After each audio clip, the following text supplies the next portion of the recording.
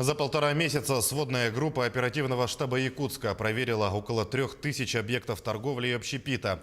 Проверяют соблюдение требований безопасности во время режима повышенной готовности, то есть ношение средств индивидуальной защиты, наличие разметок, а также соблюдение социальной дистанции. Подробности в материале Юрия Осипова.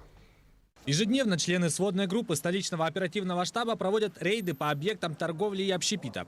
Проверяются соблюдение требований безопасности во время режима повышенной готовности.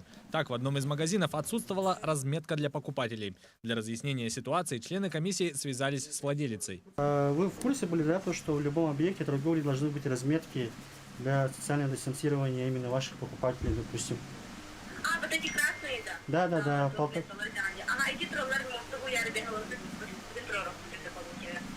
Да. Сегодня уже будете ставить, да? Сегодня же будет. По словам хозяйки магазина, разметка была убрана, чтобы заменить ее на новую. Рейдовые мероприятия проводятся по обращениям граждан. Как нам сообщили в административной комиссии, в день к ним поступает до 10 обращений. Чаще всего это касается магазинов, в которых продавцы обслуживают клиентов без масок. Но при этом обращения бывают самого разного характера. Где-то нет разметки и не соблюдается социальная дистанция. Где-то не установлены антисептики и нет контролеров. За 1,5 месяца работы сводной группы проверено около 3000 объектов и выявлено более 400 нарушений. Если выявляют нарушения, то в основном ограничиваются профилактические или разъяснительные беседы. Если нашли нарушение, то объяснили, что нарушать нельзя, что это может, за это может быть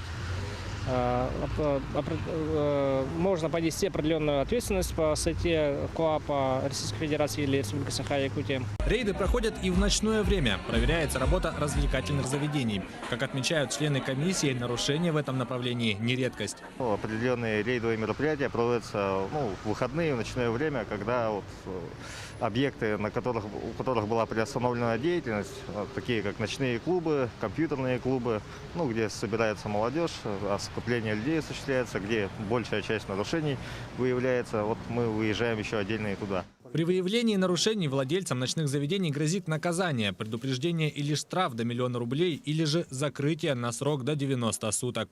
Юрий Осипов, Владимир Павлов, Якутск.